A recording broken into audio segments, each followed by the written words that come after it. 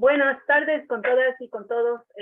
Good afternoon, everyone. We are going to start with a fourth session of this workshop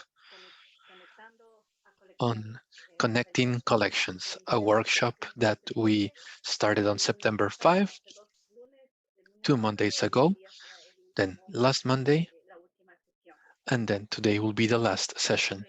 So welcome everybody. Entonces, para activar el idioma de Now, to activate your language of choice, please press the button that says Interpretation. Please turn off your microphone when you come in, and please ask questions or make comments in the language that you selected initially. Today, we will have discussions, and it is a good opportunity for us to interact amongst colleagues working in collections who would like to work with collections. My name is Aline Freire Fierro. I'm a botanics professor here in Ecuador, and I'm a member of the group that is organizing this. We're going to have a number of sessions.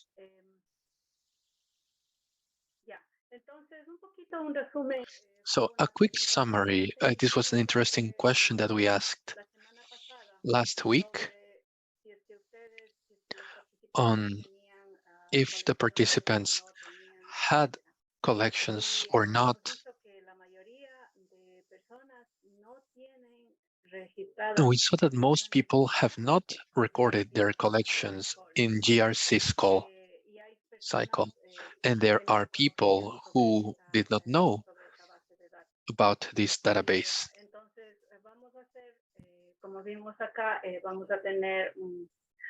As we are going to have the objective of this workshop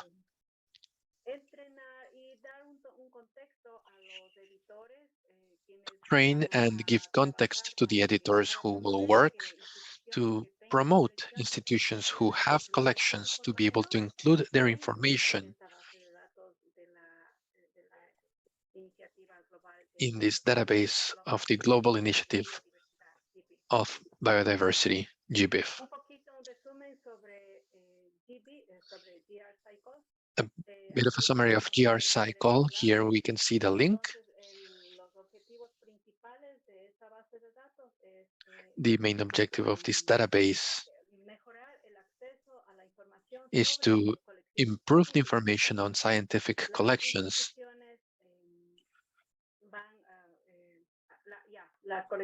The scientific collections.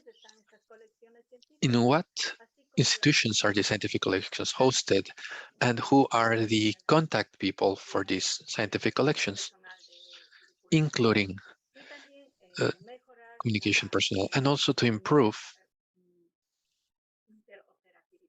the interoperability between the databases coming from single codes through readers that could be automatic and through equipment, both for collections as well as for institutions. So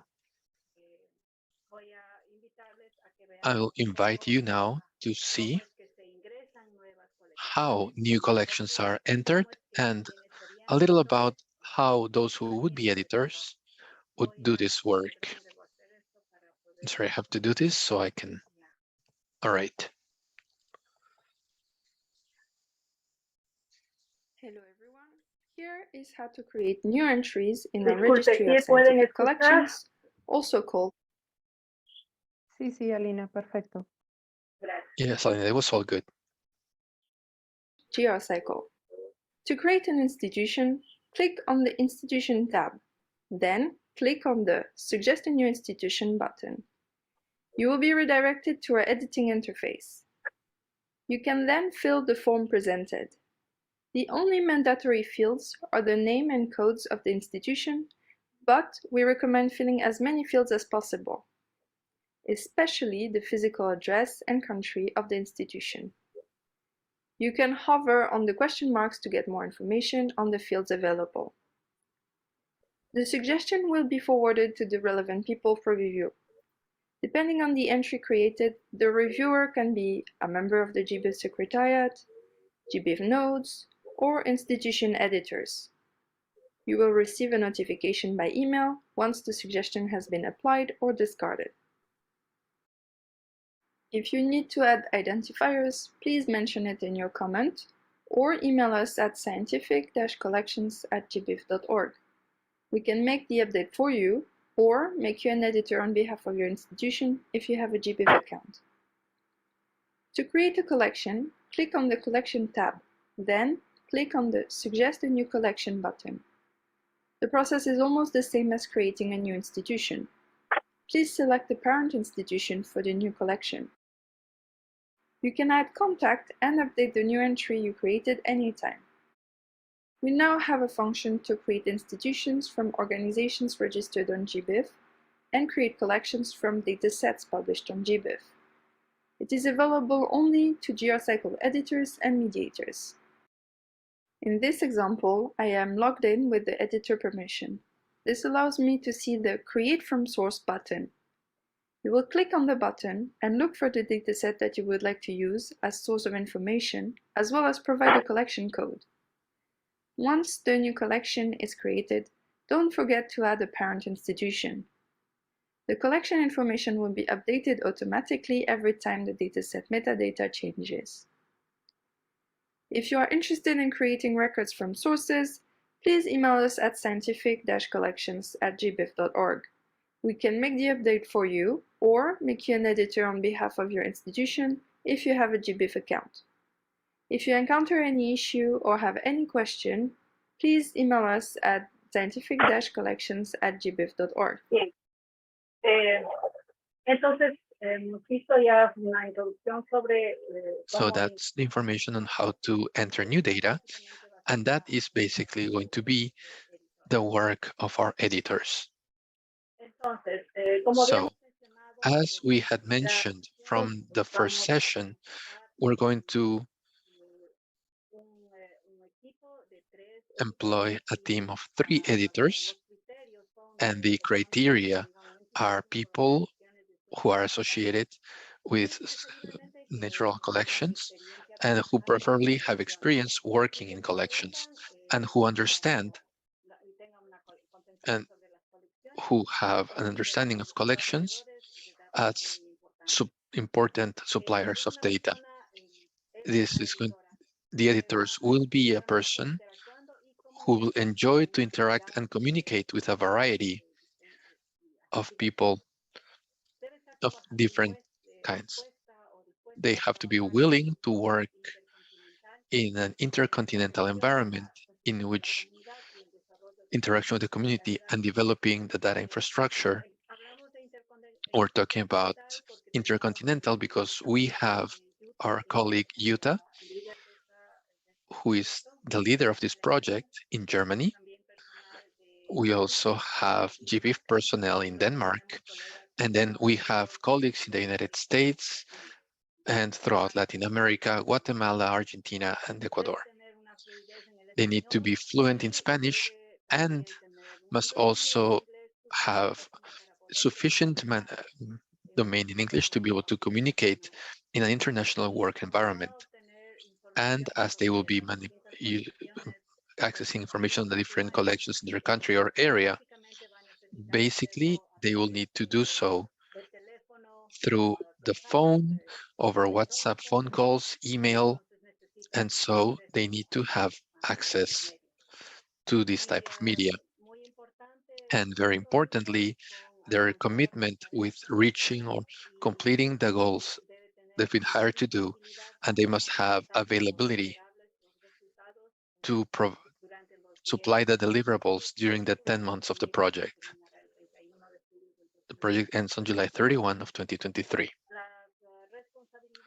The responsibilities within the contract include reaching different sections of the community of collectors on the region, specifically in Argentina, Ecuador, and Guatemala, to so increase the interest and increase the contact points between collections. They must have, probably many of you when reviewing the database on your collections as institutions, and in many cases on your countries, the information is missing or is scarce. So the work of the editors will be to complete a minimum number of fields. Ideally, we would complete them entirely. They must always contact collections personnel and will be interacting with them, and will provide assistance to the representatives of the collections to complete the information and send it to the databases, as well as update the information existing in the collection. They'll provide technical assistance services as GRSciColl to the contact points of each collection and to the personnel who will be, or the collection personnel.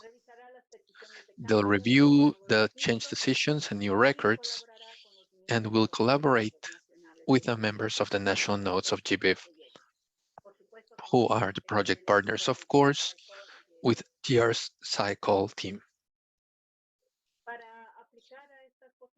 To apply for these positions, it will be necessary for you to send a summarized, abbreviated CV with related activities in the last 5 years, a maximum of 3 pages, and a cover letter, original. We will prefer applicants who have attended the sessions of these workshops, and the review of applications will begin on, well, starting today, but it will be extended until next week, so you can continue to send your applications. For additional information, please the email global_collections@cimach.org. Okay, that's all. I don't know if you have any questions, and if not, we will begin a break. No, sorry. We're going to divide the group in 2 groups where we will have thematic discussions. We are going to have one group that will be primarily in Spanish, but since Sol and myself are bilingual, if there are questions in English, that will not be a problem. We'll be able to translate. And it will be on networking and on information on the Society for the Preservation of Natural History Collections, SPNHC. And then we have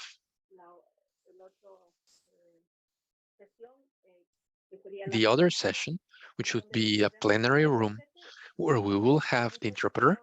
And in this session, we will have James Macklin from the Society for Protection of Collections and Annabella from GBIF. So, I don't know if you have any questions, concerns, or else we could begin by dividing the group into these 2.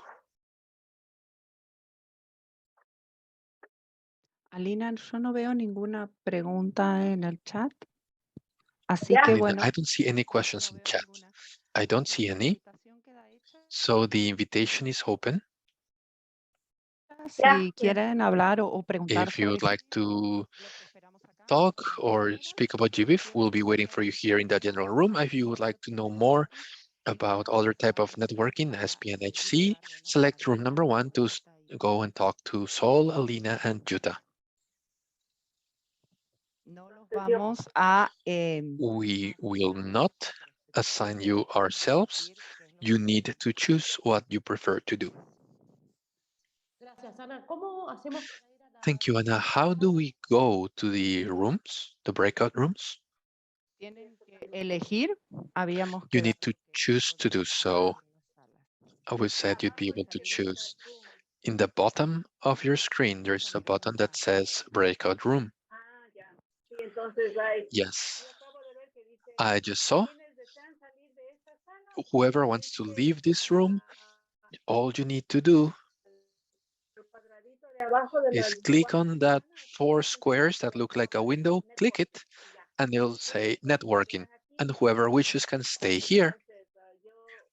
So I will join where it says networking, which at this moment has 5 people in it. I don't see. I'm not clear. It's not very clear for me.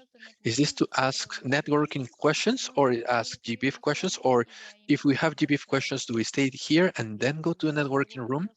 If you have any questions about GBIF, you can stay because we're going to stay here in the main room.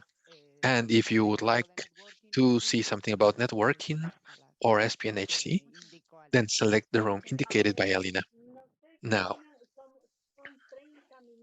so it's 30 minutes. Should we do all 30 minutes in both rooms? Or after 15 minutes, we change? Let's see how things progress. Let's see how things go then. So right now it is 2:19. Let's see, at 2, what would it be?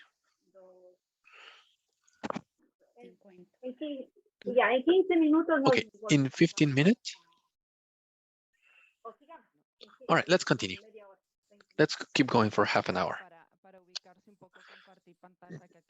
Yes, we'll be sharing screen here, talking about GBIF.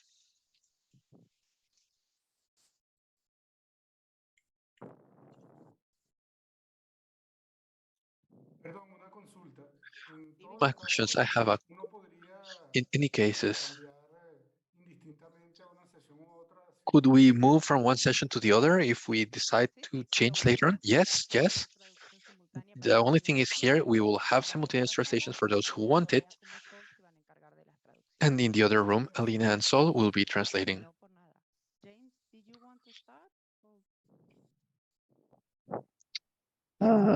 Well, how would we want to start, Annabella? Do we just want to open for questions? Sí, por supuesto. Bueno, no. Sure. We will introduce ourselves briefly. I'm Annabella Plus. I'm the administrator of the Argentinian node of GBIF, and for the last 4 years, I was regional representative for Latin America and the Caribbean. Now this position is held by Melissa Ojeda from Guatemala, who is also present here.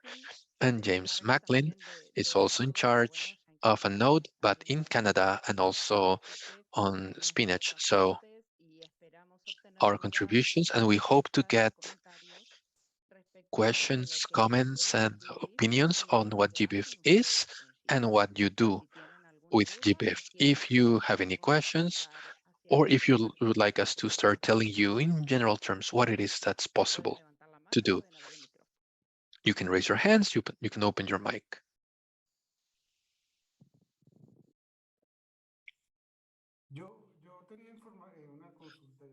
I had a question since I was raising my hand. Yes, go ahead, Victor.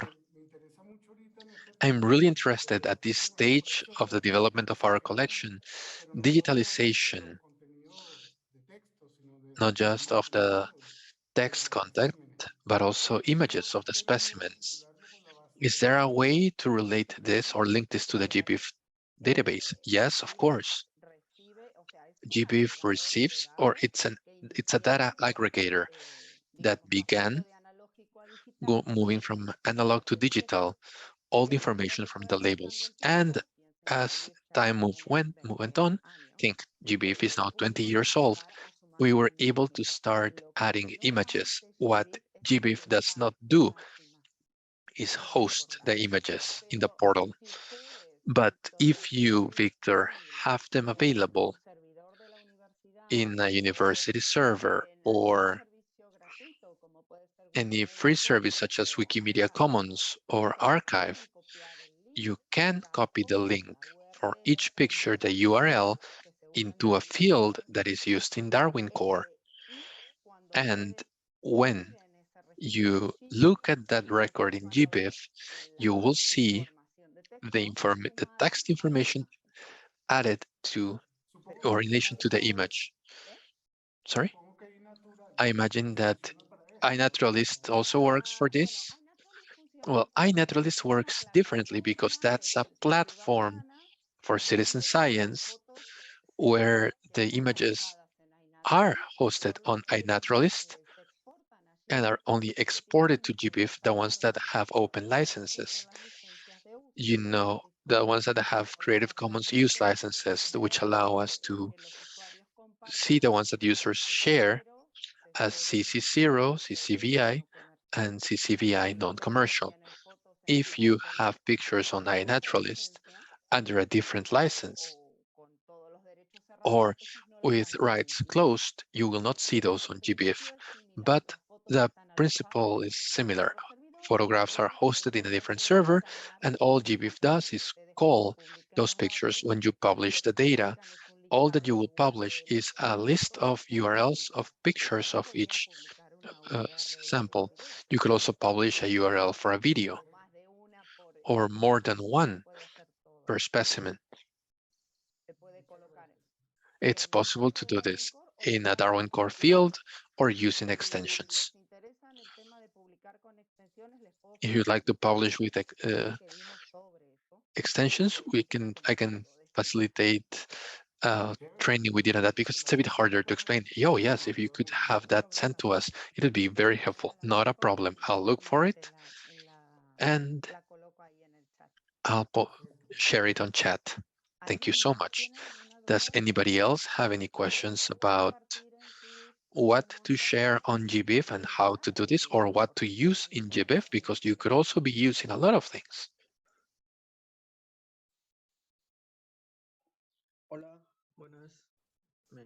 Hello. I wanted to ask a question from Peru.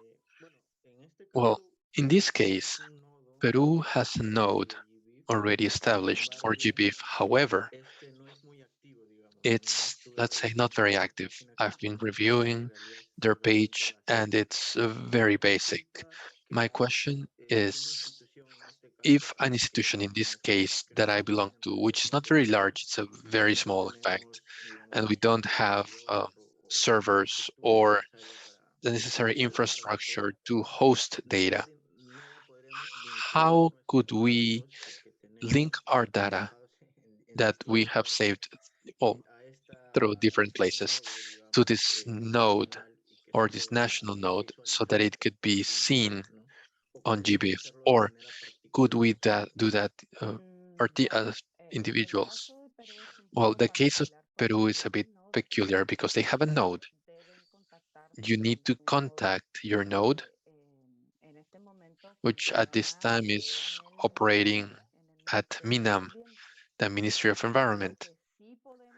What we can do is from the GBIF community, if the node doesn't have a tool to publish, whether the PT or give you support on how to do this, there's an entire community of mentors and tutors who can lend a hand.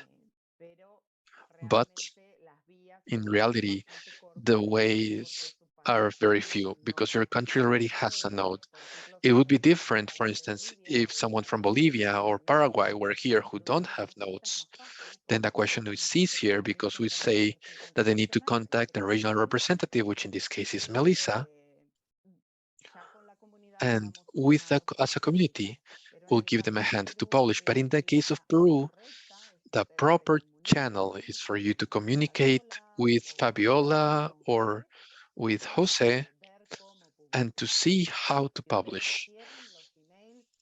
If you want, the emails are in the GBIF website where it says Peru node. But yes, it's happening with that node and a bit also with the one in Uruguay where, well, they're not very active and there is a demand on their part, on the publishers. So what I would say to you, Darwin, is to insist. We can give you a hand to publish because beyond the node, what's important is being able to share information. Okay, perfect. Thank you very much.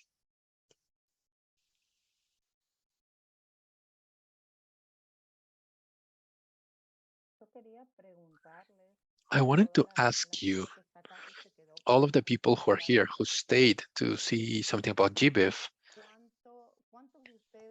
how many of you have downloaded data from GBIF, and what did you find? Was it useful? How many of you publish?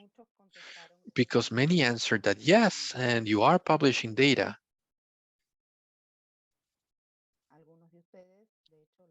Some of you, in fact, I know you. Some of you I don't know. So I would like to know how you're doing and how you're solving this.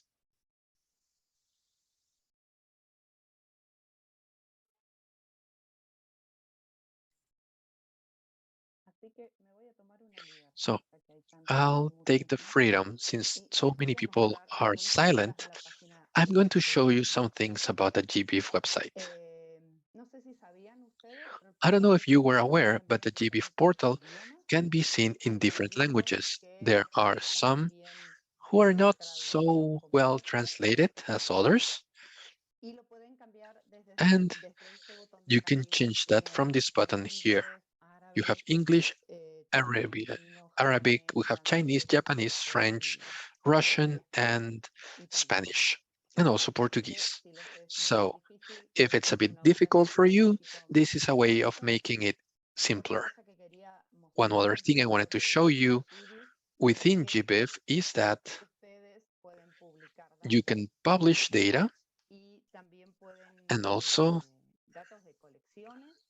collection data.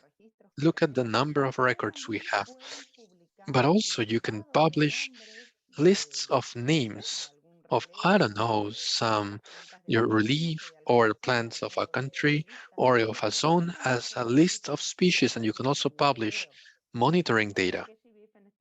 So GBIF right now receives 3 types of data. You could also download from GBIF. And if this is interesting for you and you find it needful for your database, if you're using one that requires all of the names, you could download that full list of publications. GBIF has a list of references, which is the backbone of GBIF, where we have a list of names that is the complete list of names that you'll find on GBIF. And what you can do is, this is a patch. You can download the entire list and feed your database with this. You can also download data on plants, animals, locations. You can download, for instance, if you click here, I'm giving you a mini tour to see if anyone else thinks of a question. Here, I'll answer to you right away. If you have all the names, these are all the names on GBIF, all the records we currently have. You can ask to see them in a map. When you ask to see the map, you can do a search by location or see the place of the map that you want, draw a polygon, and download the things within that polygon. You can do that. Okay, entonces vamos a...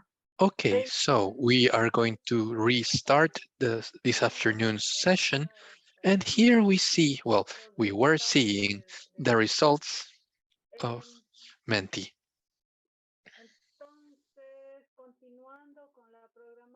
Okay, now continuing with the schedule.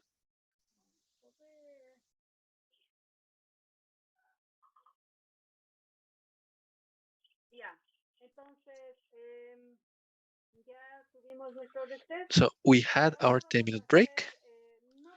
Now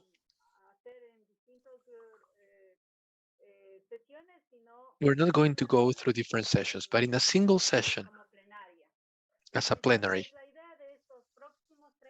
the idea of the next 30 minutes is that we consider the ideas, suggestions for case studies for the development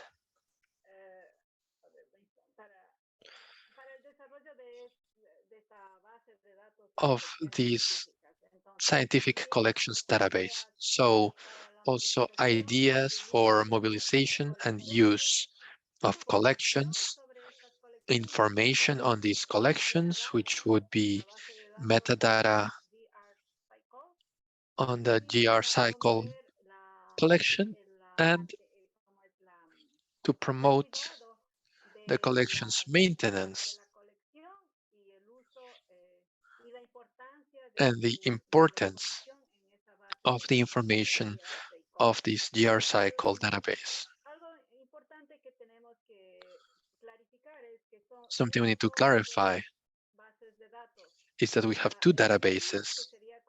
GBIF, which would be like the mother, where we have primarily information of the specimens, distribution, etc. And the GRSciColl database, we could say, is a collection of collections. It's information about institutions or collections where the specimens are. Now, not necessarily will the institutions on GRSciColl have the information of their specimens on GBIF like digitalized. That's a bit of our idea, that the more exposure there is of the collections,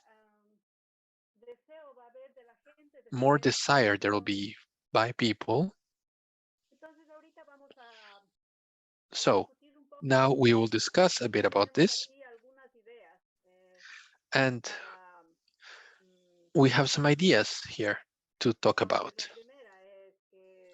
The first one is, well, what would you like to know about the node members, having them here, colleagues from the Argentinian node, of the Ecuador node, the Guatemala node, and the Society for Preservation of Natural History Collections? That would be one question. Is there something you would like to discuss with them? And also,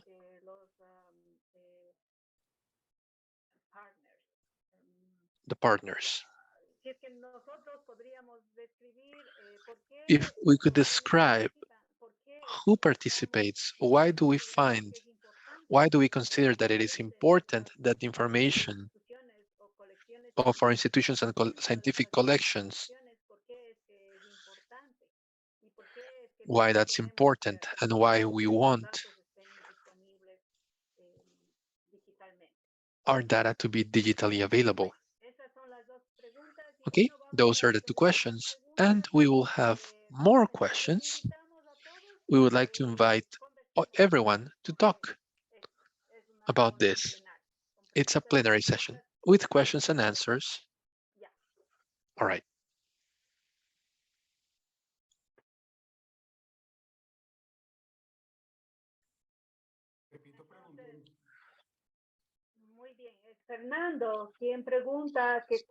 So, Fernando, what's the advantage or disadvantage of using the GRSciColl comparison to GBIF, or do we need to use both?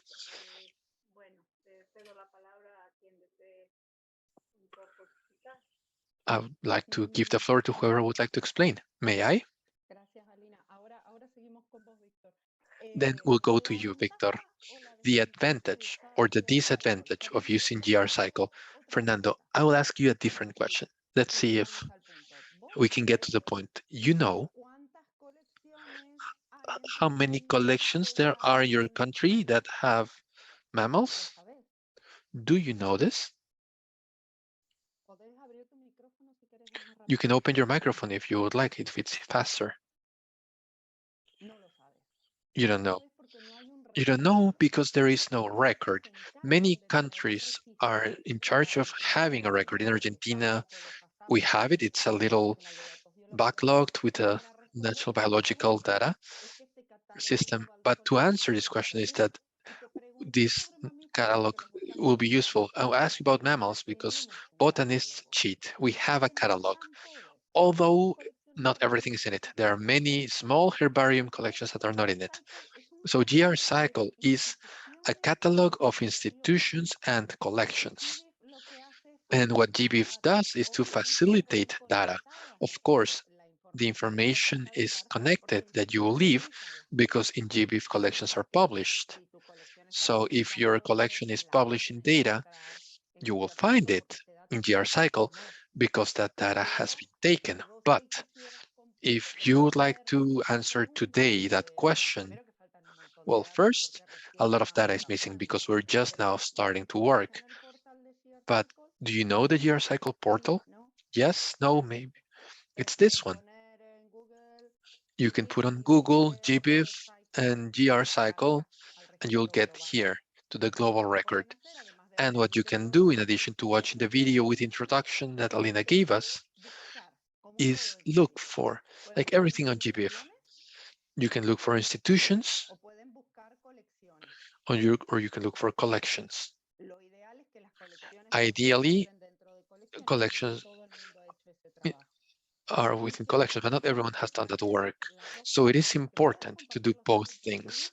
You can share data on GBIF, but that takes a long time because we need to digitalize the collection, adjust it, and publish it. But sharing the data of your institution, what its names is, what collections it has, where it is, and who is in charge of this or that museum, or who is the curator of this or that collection, it's something faster that we can share.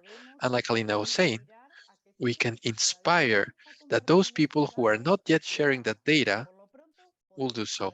In the meantime, we'll be able to know where to find what I was saying, how many mammals collections there are in your country. Was that understood or was I not clear? Very clear, Anna. Thank you, Sol. Victor.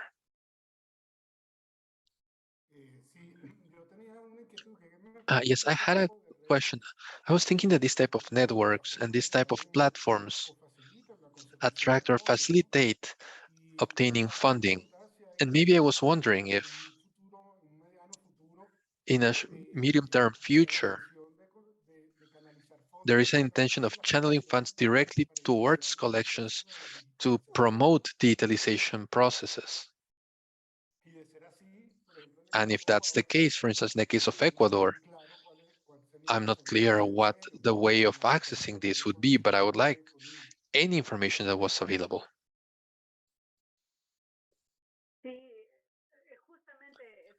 That is exactly, and in fact, when institutions are exposed, we could say, we can find or we can look for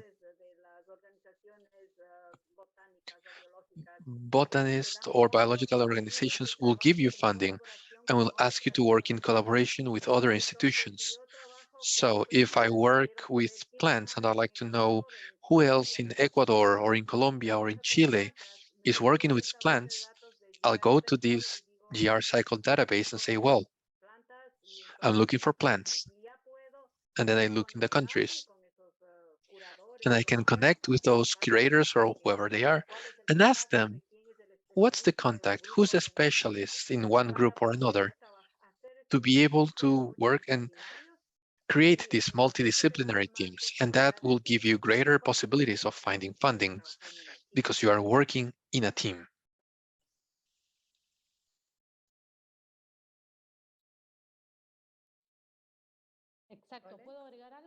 Yes, and may I add something? Yes, I think that's a very important point, this of funds and resources in general. Not just funds, also human resources. The project we're presenting, and in fact, there are funds within the scope of this project for the editors who will be collaborating with the records of these 3 countries that we, through great effort to coordinate in this project, which is Guatemala, Ecuador, and Argentina. It's a very good, well, lukewarm first step, because in this room, we have 83 people. It's a super important number of people who are interested with a single objective. from a lot of countries represented, at least in the session that we had of networking. We had the possibility of presenting or introducing ourselves. And Ecuador, Guatemala, and Argentina clearly were the three countries with greatest attendance, but we are from all countries: Portugal, Mexico, Peru, Paraguay. I don't remember any other instance of having found people from Paraguay where I work in a workshop like this. It's absolutely new.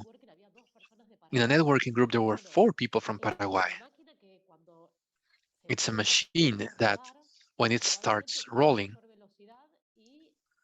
it'll pick up speed and it'll take some time, but it's a first step. Today, we have the possibility of, at the end of these workshops, have 3 people who will be collaborating, and there are resources for those people who will also receive training through this edition process. And it would be desirable for that to continue for other countries in Latin America and in the future, and with thinking large, expanding to other continents. We have the entire African continent, the whole Asian continent, that are very removed from everything that's happening. So hopefully, this entire project will lead to great results, that the results of the work that these 3 editors will carry out is truly remarkable and valued by the scientific community around the world, and it's possible to continue along those lines, and more resources can be found, and we can move forward in this sense. But I believe that we're just getting started. I hope that there will be collaborations from different areas, and it's possible to follow along this line. That would be ideal, I would believe. Thank you, Sol. I'd like to invite Dan Mackley, if he could tell us a bit about what would be the advantages of having our collections or institutions on GRSciColl. James, could you maybe... Hello? Oh, in any case, or perhaps would somebody else like to, I don't know, if somebody has an example of having used, and if it was useful or not, if someone could hopefully share, someone who has used it. Alina, I wanted to share something with Victor and the rest that might not be so much GRSciColl, but it is something that they'll find useful. The experiences we've had regarding funding, because completing GRSciColl will be relatively easy, but the second step, which is sharing data, that is the hard, the bone to gnaw. GBIF has initiatives with funds called the BID project, which is Biodiversity Information for Development, for countries of the Caribbean or whose shores are washed by the Caribbean, for Sub-Saharan Africa and the Pacific. And we're hoping that in the future, this is co-financed by the European Union, we will have funds to be able to finance projects in other countries. Recently, OTCA joined, which is for Amazonia, which will also begin and will facilitate training and, in the future, financing for collections. When GBIF started, we had something back in 2002 that was called seed funds that helped institutions with money, with equipment to digitalize. That ended, and now these are much more regional things. But there are some initiatives also, like Alina was mentioning. Recently, Japetei made a call for small herbariums. There are many initiatives, and the secret of all of that is to be visible. Because if you are not visible, you don't have the grounds to ask for funds.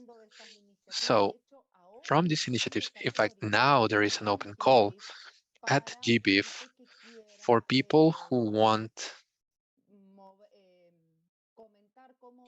to comment how they moved data. I'm looking for the publication now.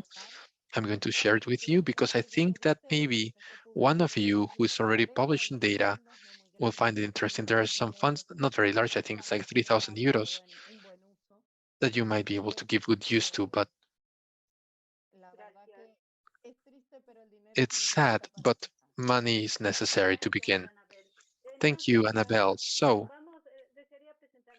I would like to introduce to you James Mackley, who is from the Society for the Preservation of Natural History Collections.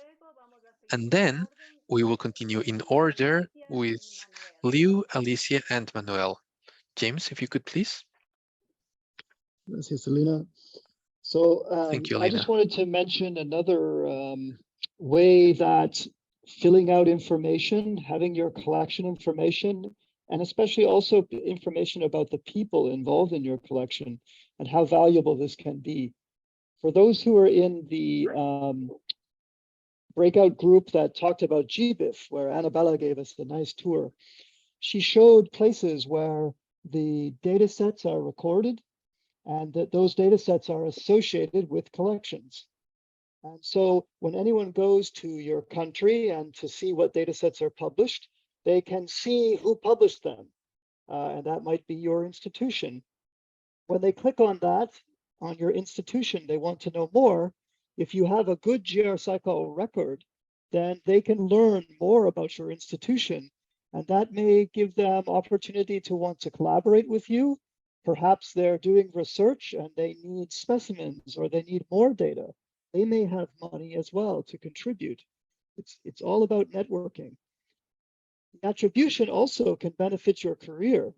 So we are trying to finish the standards and unite the ability for people in their roles as curators, as data capture people, many roles, connected to a collection, which then is connected to those data sets. And you can have attribution to say that I, James, did the data capture for these 3,000 records and the data quality, for instance. And I can be attributed when someone publishes, it can connect back to me. You can see how this could be valuable because then you can say to your boss, hey, this year alone, I validated 5,000 records and their quality for my country or for my institution. This can bring merit. So we are slowly trying to make these connections, but the connections are only as good as the information that we have. And this is why GRSciColl is so valuable. This is why underpinning GRSciColl with the Latimer core, which we talked about that standard 2 sessions ago, is so valuable. So I'll leave it there. Gracias, Elena. Gracias, James. Liu, por favor, luego Alicia y Thank luego you, James. Liu, please, and then Alicia, and then Manuel. My question is more operational. When an institution is recorded, but we want to enter more collections, to register more collections, is that registered as something independent and is then linked through the name of the institution? Or is this done in a subordinate manner? What is the procedure? Because in my city, in the university, there is a collection already registered. As always, botanists are always at the vanguard. So you go in there as university and you get that collection as if it was the only collection in the university. But if you want to add another collection, how could that be done? What would the process be?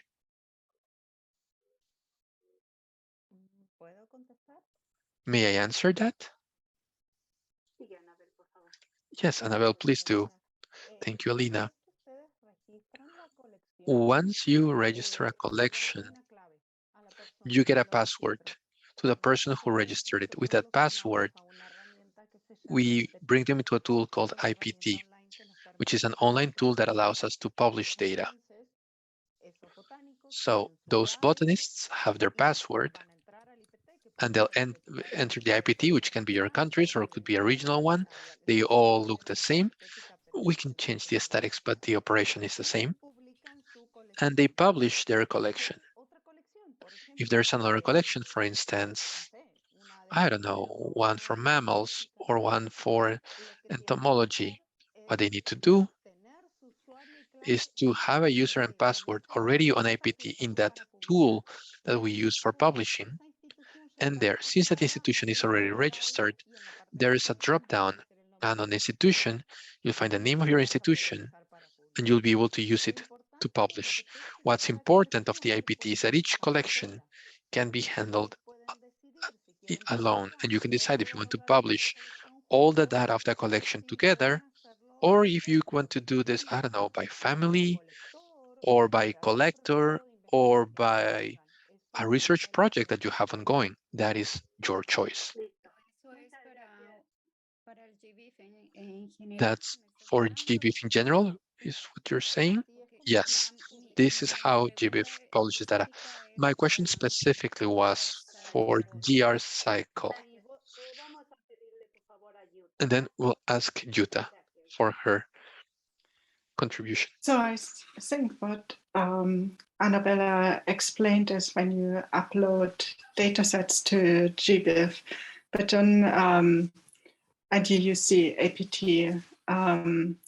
But for Geocycle, you actually can, Geocycle is this wonderful module in GBIF that is interactive for its users. So you can actually go as a user to the Geocycle web pages, and there click onto, I want to enter a new collection, fill it in, and in this form,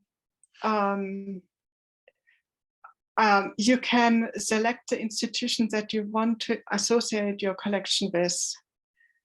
So if the university is already present, you select the university and associate your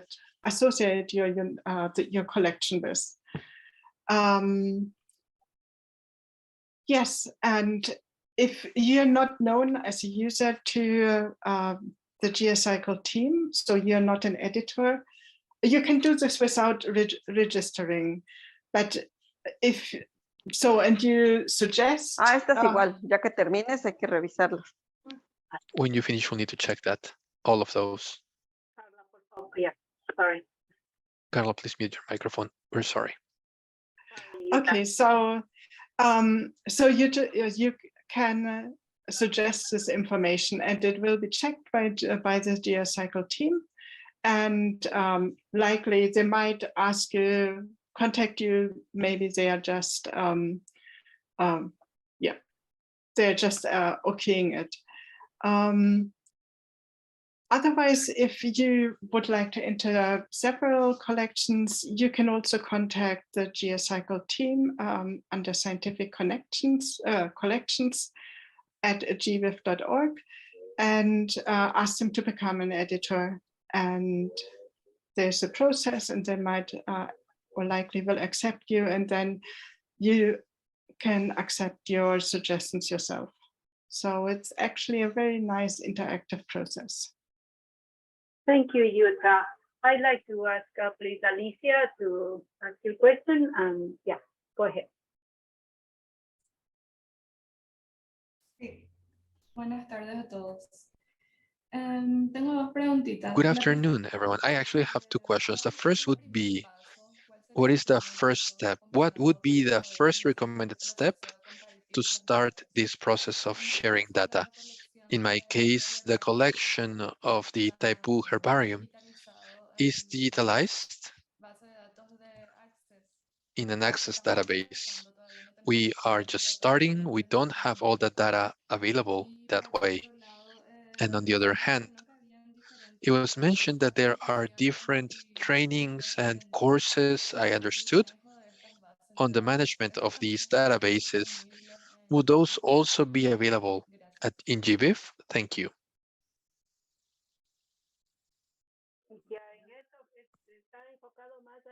This is more focused, Alicia, on GBIF and collections. I mean, not GRSciColl. So Alicia, I don't know if Annabella or Melissa, would you like to explain something quickly so we could continue? Because we only have 4 minutes for the coming session questions. Alicia, I will put my mail on chat. I've already shared it. That way I can send you the links. But there is a lot of trainings that we have provided. And in your case, where there isn't a node yet in Paraguay, we can do that via the regional representative and the mentors and tutors. So don't worry, we can see that. Thank you, Annabelle. Manuel, please. Yes, I have one question along the line of what Victor was saying on financing. If you as researcher would like to include in a project a budget item, part of the budget, to digitalize collections of, for instance, an herbarium that we're going to work with in that project, is there a tool like a criteria that will help the researcher to calculate and have like a budget of saying, okay, digitalizing the collections of this herbarium or of these specific collections of this specific region will cost this much? How do we, as researchers, how can we attract the funds from the investigation or research projects towards digitalizing and mobilizing data? For instance, I have a recent experience in a project that I was writing about. I needed to evaluate the risk of a conservation status of a species. And I found out, of course, I could do this, but there are professional evaluators who are dedicated to evaluating the conservation risks of species and manage IUCN parameters and all of that. So I found out on how to pay. You need to hire someone, and they have like an estimate of how much it can cost to evaluate the conservation status of a number of species. Is there something similar or a similar tool to digitalize specimens, to digitalize collections, or how can this be done?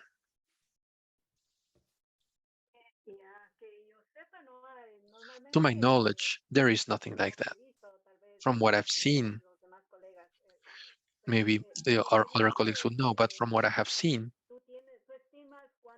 you estimate how long you'll take to digitalize, and then you say, well, I need this many hours to do this work, and on that basis, you estimate the payments. But I don't know if there is a company that does this, or it would be super interesting.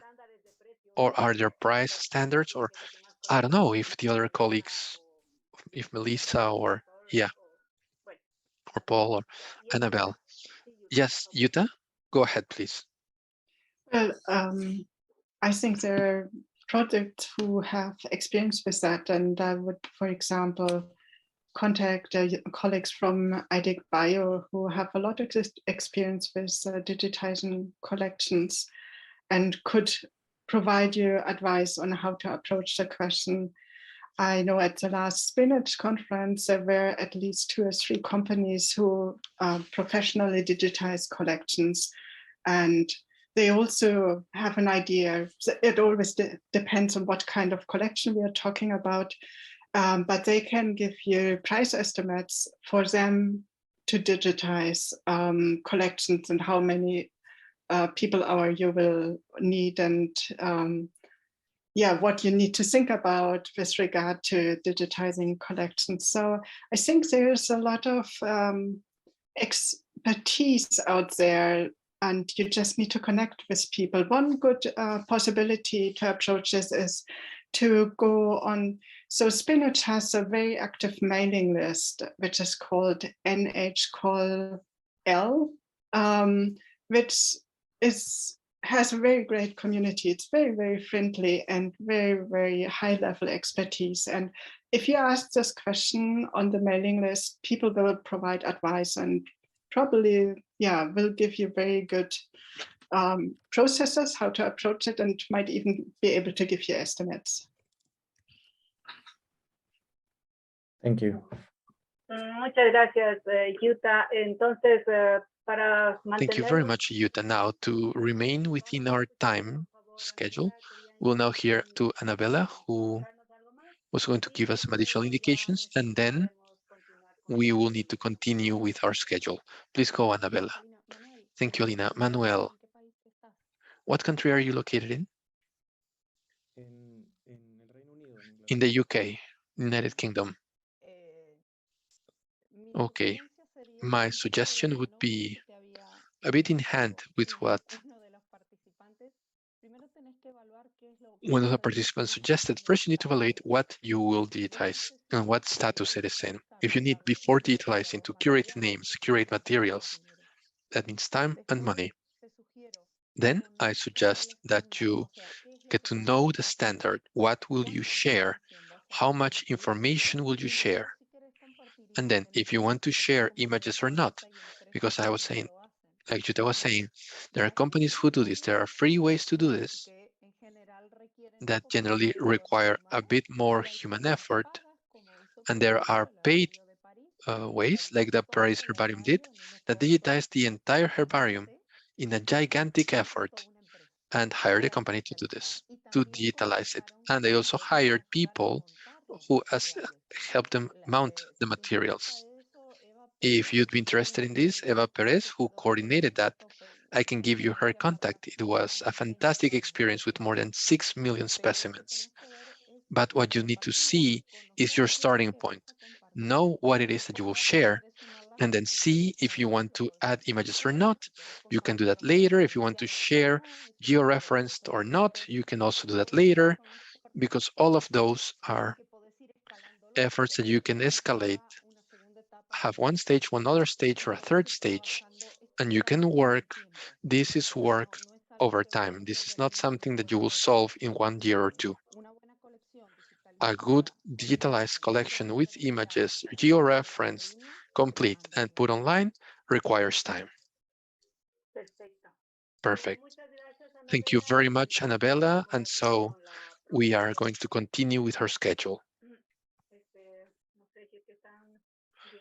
I don't know if you can see. Well, we're going to have, 12 minutes to talk about what in the 2 groups was discussed. We will give a very brief summary. I don't know, in the GBIF group. I don't know who would like to give us a 1-minute summary about their group. And then in our group, I would ask Soledad to please give us a summary, like a 1 or 2-minute summary, please. So from the GBIF group, who would like to talk a bit, give a summary of what you discussed during that half an hour?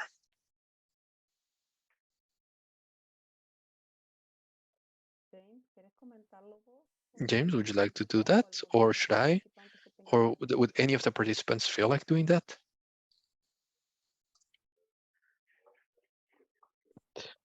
Go ahead, Annabella. If you would like me to. Yes, Melissa then. Okay. To be able to talk a little about this, first, Annabella exemplified so well some of the applications that we have in the GBIF platform. Many had questions on how to publish information, about what information to query, and how the information of the collections appears, and about the profiles of each of the countries. It was also clarified a bit about it. Although many countries don't have a node, in many they do have published information because there are institutions that are publishers, or also information that it has been published from other countries that is about our countries. So we were able to see all of that, the ample goodies of the platform and how it's a world-class level aggregator. Also, we were able to see about the lists of species, how to download information, some recommendations also. One of the questions that took place in the group was, for instance, about the species lists, how to formulate them, how to publish, basically, how to publish. And in the end, it's all related to collections, right? In GBIF, it's possible to publish information about specimens that are available in collections, but also about other type of information about observations like citizen science, biological monitoring, and other scientific studies. Part of this is what Annabelle talked to us about. Thank you, Melissa. Sol, would you like to give the summary of our session? Sure. Our group, we were some 20 people, a smaller group, which allowed us to introduce ourselves to the different participants. We were able to see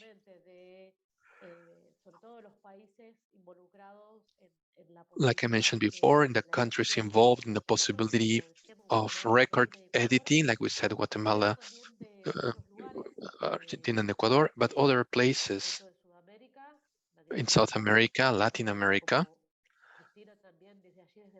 like Cristina from Portugal. And what we were commenting was the importance of reinforcing these networks, of getting to know each other a bit better, of knowing what is the source, everything that we've been discussing in these days.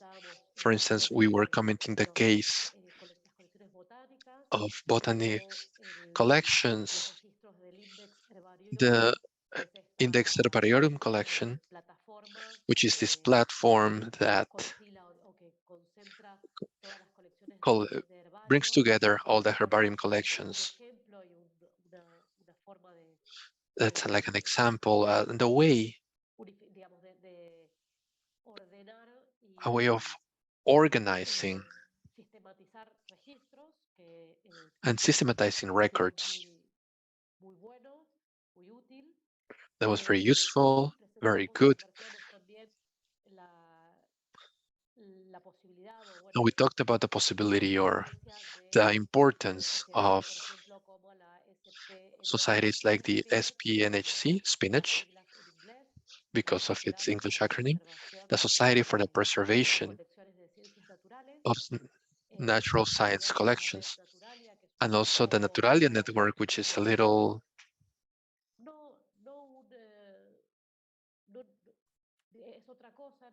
it's a different thing. It's not a society like the one that operates in the US, but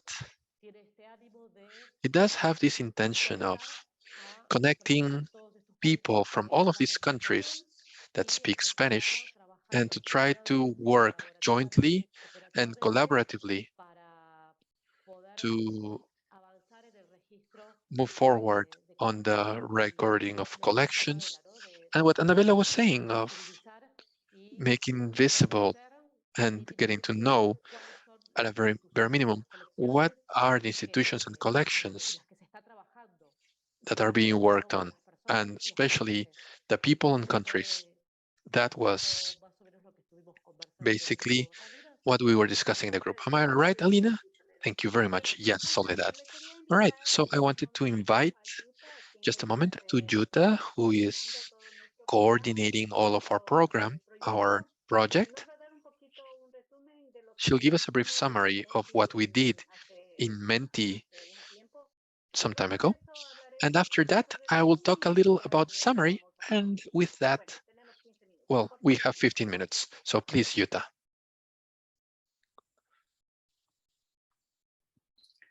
Okay, so these are the results of the Menti question today.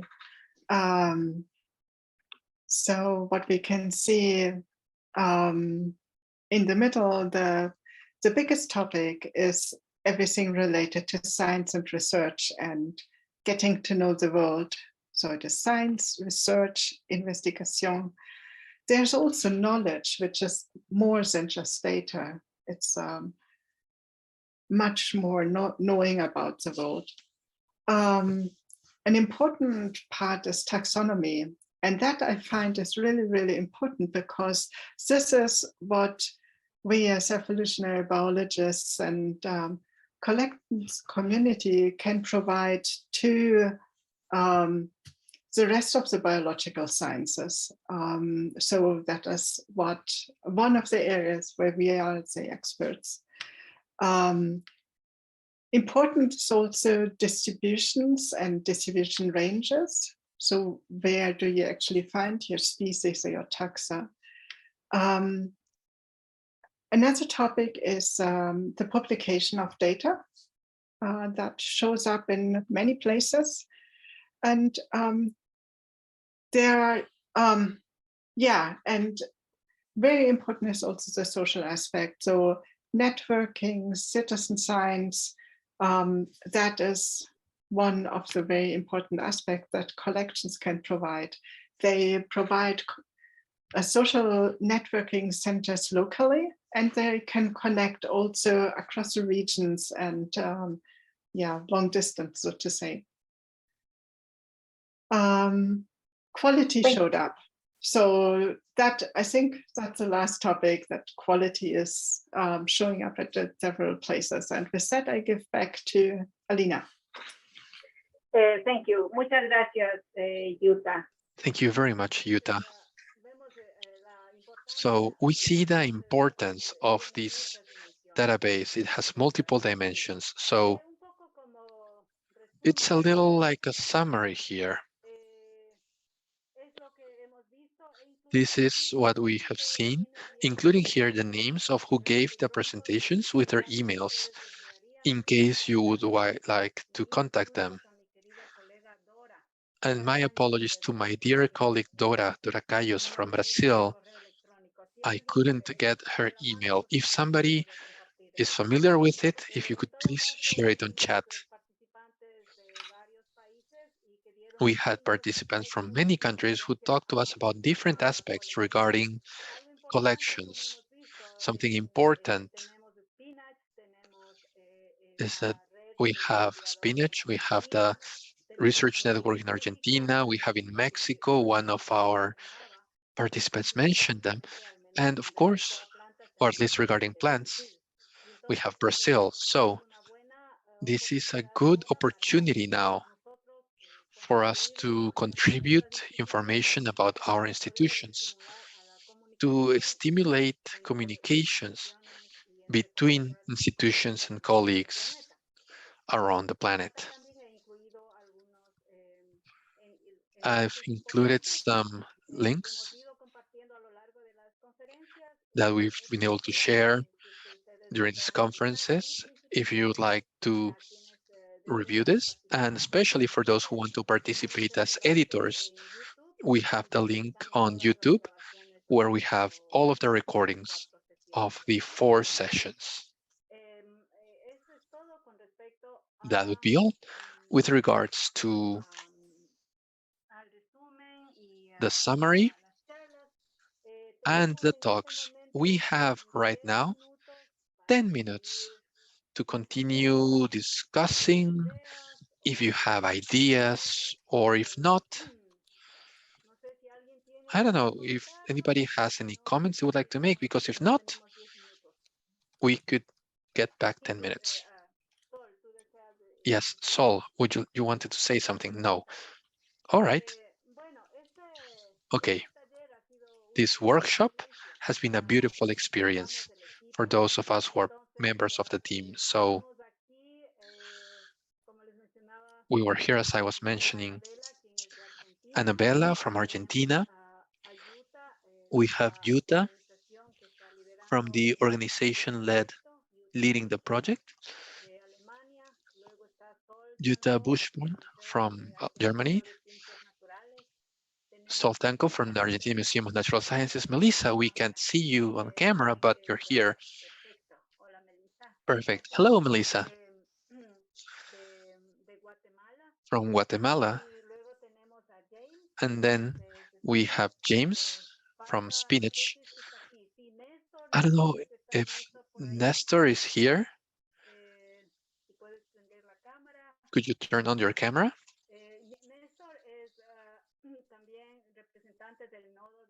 Nestor represents the GBIF node in Ecuador.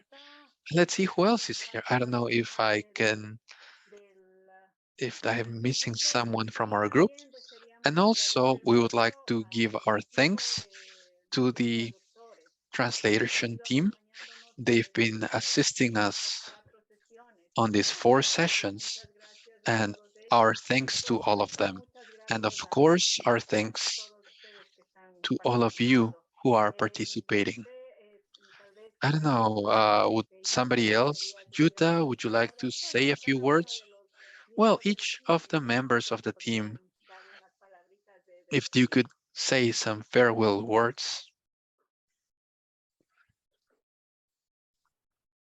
Well, thank you everybody for joining our workshop series. It has been a very intense and very interesting experience also for us as team members. And I hope it was informative to you. And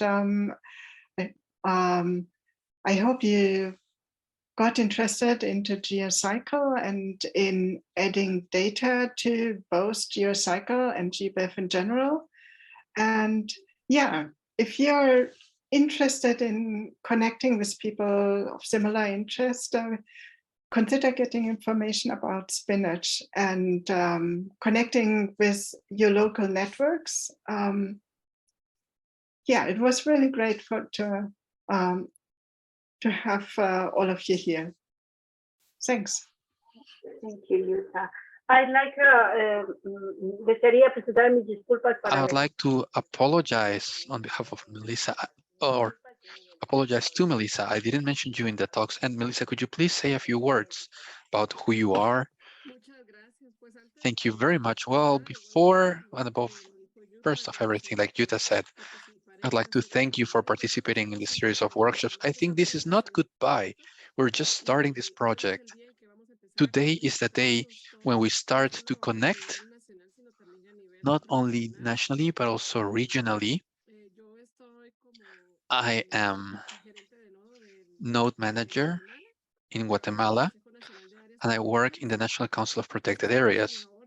And we're at your service, not just for my country's collections, but the people who want to work on this topic and the entire region of Latin America, because I am also a representative of the Latin American nodes. And the idea is to start to form a more consolidated group, and above all, exchange experiences. Some have more information than others, have more experience digitalizing and publishing information. So between the countries, we can give each other support. That's the point of this network. Thank you very much. Thank you very much, Melissa. And now I'd like to invite Nestor, please, if you could say a few words. Thank you, Alina. I have a lot of devices because my computer the microphone is not working, but thank you to all the participants for your interest in the webinars, in this series of webinars. And don't forget that you can watch the videos of the previous workshops. If you have any concern, any doubt, maybe you'll find the answer in the other videos on how to share data and the progress that has been found in each country. I would also invite you to visit the GBIF platform and ask about your country so you'll know if you are participating or not in GBIF, and the contact information for your nodes so that you can get closer, ask them, and see how the country is moving forward in sharing data and contribute to strengthening the node, and that way also contribute and help us strengthen the region. In Ecuador, we started very strong initiatives in that sense, collecting funds, and in the consulting that we carried out of characterization of the state of museums and herbariums allowed us to know a lot about the reality, and with that make more specific presentations for achieving funds and strengthening collections also. So it's joint work between the nodes and the scientists that are publishing. I'd like to invite you then to become more active, more dynamic, get more interested in sharing data, as that will be great for everyone. Thank you very much. Thank you, Nestor. Let's ask, please, James, if you could please say a few words, and then it would be Annabelle, and we would end with Sol. Gracias, Elena. So I think a lot has been said, but I'm very happy to see the turnout and the enthusiasm of this group. I think this is great. Please remember that everyone started from almost nothing. Many of us have been struggling with digitization and getting organized for many, many years. So never feel like you're left behind. Everyone starts from somewhere. And the network is so important, and there is strength in the network. And so please, feel free to reach out. Any of us can answer, and if we don't know an answer, we'll move you to the person who does.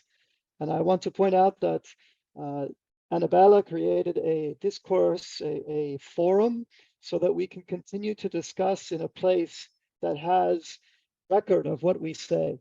So I think it's a nice place to discuss and to hold information for everyone. But there are so many resources that have already been built for digitization and the questions that you have, and we can help you find these through using the forum. So thank you very much to everyone. Thank you very much, James. Muchas gracias, Annabella, sí, por favor. Thank you very much. And Annabella, if you could please say a few words, and then we would like to hear from Sol, and it would be good if we could all turn on our cameras to get our group photo. Like she said, or like Melissa said, the photo of the group that's going to start working. Okay, thank you, Alina. Thank you all for joining, the organizers, the ones who came, the ones who were with us in all the meetings. I would just want to say, see you soon. We have this forum, like James said. We've lived through so many things. You're not alone. Don't try to reinvent the wheel. Ask, and above all, so super important, there is no such thing as a dumb question. We've all been through that. We've all been where you are now. I started as a data entry in the year 2000, and I was on the other side of the counter, and now I'm trying to give you a hand. So again, join the forum. Ask your question. It doesn't matter if it's extremely complex or it's something as simple as, I don't know how to enter this name. Please share and we'll give you a hand. Thank you. Thank you, Annabelle. One word to just Utah, a farewell, and then the picture with everybody. Por favor, Utah, unas palabritas. Please, Utah, some your last words, and then we'll take our picture, our goodbye photo. Well, thank you very much for joining. And it was really great to have you here. And we really hope that you stay in contact, that you connect yourselves and your collections. The topic of our workshop series was connecting collections. And really, this is a long-term process. And let's continue doing this. It's really great to have you here. Thanks for joining. And now let's... Sorry, Una única última palabra que me gustaría. One last word. I would like to, regarding the videos, they're all in the Spinach YouTube channel. To facilitate things, you can activate the subtitles on the video when you watch them. They activate in English, but in fact, they help a lot to be able to follow what's being said in the videos. Take that into account. I've been reviewing them, the ones that have been uploaded to the channel, and it helps a lot, the combination of the subtitling with the video. just as a notice. And I wanted to also leave notice.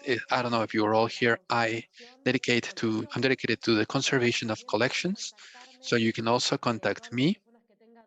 All the people who have doubts, questions regarding conservation of specimens, the conservation of collections, bibliography, questions in general, you can contact me my email.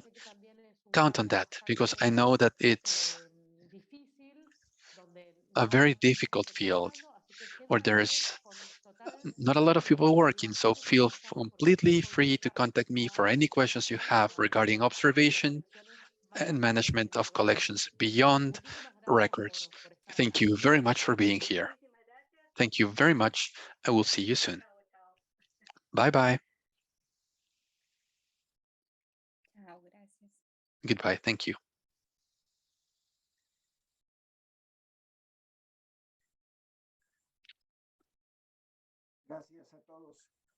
Thank you, everyone. Good luck. Thank you.